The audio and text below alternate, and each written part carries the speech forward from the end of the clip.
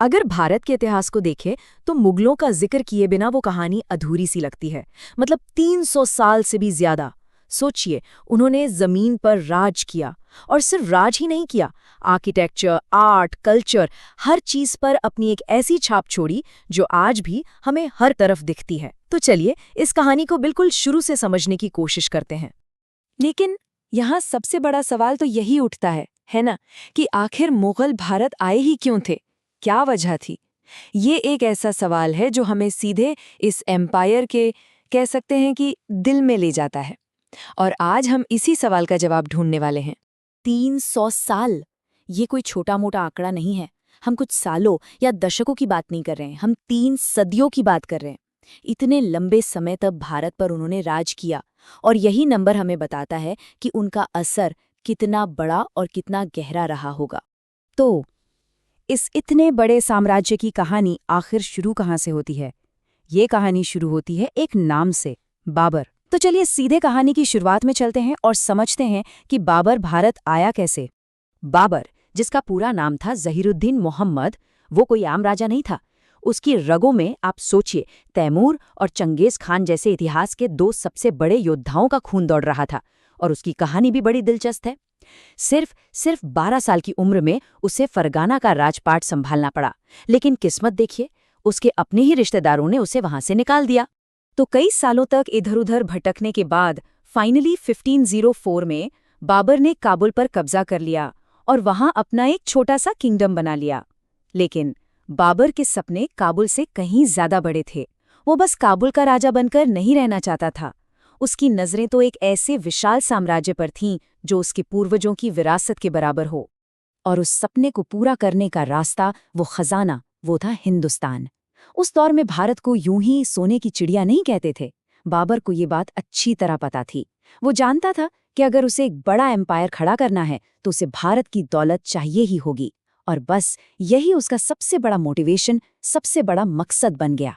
और इसी मकसद के साथ वो साल 1526 में आ पहुंचा, पानीपत के मैदान में। ये वो जंग थी जिसने हिंदुस्तान की तारीख का रुख हमेशा हमेशा के लिए मोड़ दिया। अब जरा इन नंबर्स को देखिए। एक तरफ बाबर, जिसके पास सिर्फ 12,000 सैनिक, और दूसरी तरफ इब्राहिम लोधी, जिसकी फौज में पूरे 1,00,000 सिपाही थे। मतलब कोई मुकाबला ही नहीं था, है ना? लेकिन बाबर के पास एक ऐसा हथियार था, एक ऐसा तुरुप का इक्का था जो लोधी के पास नहीं था, और वो थी तोपें और बारूद। ये वो नई टेक्नोलॉजी थी जो इस जंग का और आने वाली हर जंग का नक्शा बदलने वाली थी। लेकिन बाबर सिर्फ अपनी टेक्नोलॉजी के भरोसे नहीं बैठा था। उसकी स्ट्रैटेजी, उसकी प्लानिंग कमाल की थी। उसने क्या किया? उसने मैदान में खाइयां खुदवा दी, फिर बैलगाड़ियों को एक लाइन में खड़ा करके एक दीवार सी बना दी जिसके पीछे उसकी तोपें सुरक्षित थीं। और जैसे ही लोधी की भारी भरकम सेना आगे बढ़ी, उसने तोपों से आग उगलनी शुरू कर दी। और इसका नतीजा सोच से भी ज्यादा भयानक था। तोपों की जोरदार आवाज से लोधी के हाथी बुरी तरह डर गए और भगदड़ में अपनी ही सेना को रौंदने लगे। इब्राहिम लोधी मैदान में ही मारा गया, और बस बाबर ने दिल्ली और आगरा दोनों पर कब्जा कर लिया। साल था 1526 और हिंदुस्तान में मुगल साम्राज्य की बुनियाद रखी जा चुकी थी। तो बुनियाद तो पड़ गई थी, लेकिन सिर्फ नींव डालने से तो इमारत खड़ी नहीं होती है ना। साम्राज्य को बनाना, उसे फैलाना अभी बाकी था। और यहाँ से कहानी आगे बढ़ती है हुमायूं के स्ट्रगल और फिर अकबर की जबरदस्त जीतों की तरफ। बाबर के बाद गद्दी पर आया उसका बेटा हुमायूं। लेकिन हुमायूं का सफर कांटों भरा था। एक तरफ तो उसे अपने ही भाइयों की बगावत झेलनी पड़ी, दूसरी तरफ शेर शाह सूरी ने उसे हराकर 15 साल के लिए देश से ही निकाल दिया। खैर, 1555 में उसने हिम्मत करके दिल्ली वापस तो जीत ली, लेकिन शायद किस्मत को कुछ और ही मंजूर था। ठीक 1 साल बाद एक अजीब से एक्सीडेंट में सीढ़ियों से गिरकर उसकी मौत हो गई। हुमायूं की अचानक मौत के बाद मुगल साम्राज्य एक बार फिर बिखरने के कगार पर आ खड़ा हुआ। और ऐसे मुश्किल वक्त में गद्दी पर बैठाया गया एक 13 साल के लड़के को, जिसका नाम था अकबर। शुरुआत में उसके वफादार जनरल बैरम खान ने उसे गाइड किया, और इस जोड़ी ने 1556 में पानीपत की दूसरी लड़ाई में हेमू को हराकर सबको दिखा दिया कि वो यहाँ टिकने आए हैं। अकबर बहुत जल्द समझ गया था कि अगर पूरे हिंदुस्तान पर कंट्रोल करना है तो राजस्थान को कंट्रोल करना ही पड़ेगा, और इसी सोच के साथ उसने 1568 में चित्तौड़ का वो मजबूत किला भी जीत लिया। इतना ही नहीं, उसने गैर मुसलमानों पर लगने वाला जजिया टैक्स भी हटा दिया। ये एक ऐसा कदम था जिसने उसे बहुत पॉपुलर बना दिया। अकबर के दौर में मुगल सल्तनत का जो विस्तार हुआ वो सच में हैरान करने वाला है। उसके राज में मुगल साम्राज्य 25 लाख स्क्वायर किलोमीटर में फैल गया। आप अंदाजा लगा सकते हैं, उस जमाने में ये दुनिया के सबसे बड़े और सबसे ताकतवर साम्राज्यों में से एक था। अकबर के बाद जो दौर आया उसे अक्सर मुगल साम्राज्य का गोल्डन एज कहा जाता है, खासकर आर्ट और आर्किटेक्चर के लिहाज से। लेकिन जहां इतनी चमक दमक थी, वहीं परिवार के अंदर ही अंदर दरारें भी पड़ने लगी थीं, संघर्ष के बीज बोए जा रहे थे। जहांगीर के बाद तख्त पर आया उसका बेटा शाहजहां, और शाहजहां का नाम आते ही जहन में क्या आता है? शानदार इमारतें। उसका दौर ही आर्ट और आर्किटेक्चर का दौर था, एक ऐसा टाइम जिसने हिंदुस्तान को उसकी कुछ सबसे आइकॉनिक, सबसे खूबसूरत इमारतें दी। सबसे पहले बेशक ताजमहल, अपनी बेगम मुमताज महल की याद में बनवाया गया मोहब्बत का एक ऐसा शाहकार जो आज भी दुनिया को हैरान करता है। फिर आता है दिल्ली का लाल किला, जो मुगल ताकत और शान का सिंबल बन गया।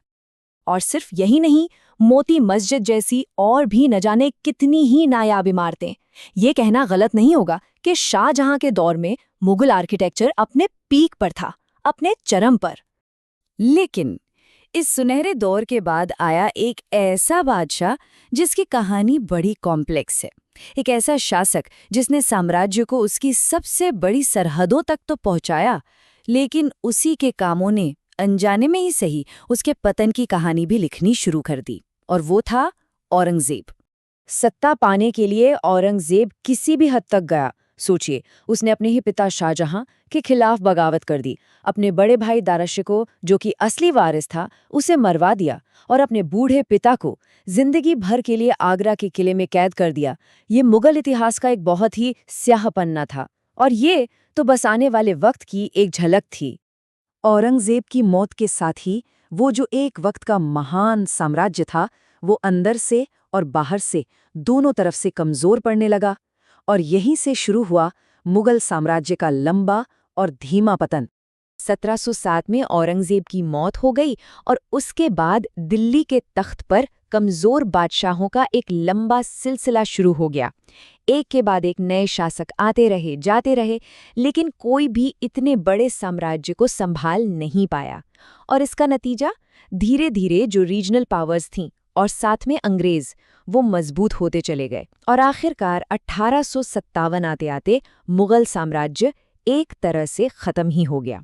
तो 300 सालों के इस उतार चढ़ाव के बाद आज मुगलों की विरासत क्या है, उनकी लेगेसी क्या है? ये एक बड़ा सवाल है। एक ऐसा सवाल जो हमें उनकी बनाई शानदार इमारतों को देखते हुए, उनकी कला को समझते हुए और भारतीय कल्चर पर उनके गहरे असर को महसूस करते हुए सोचने पर मजबूर करता है।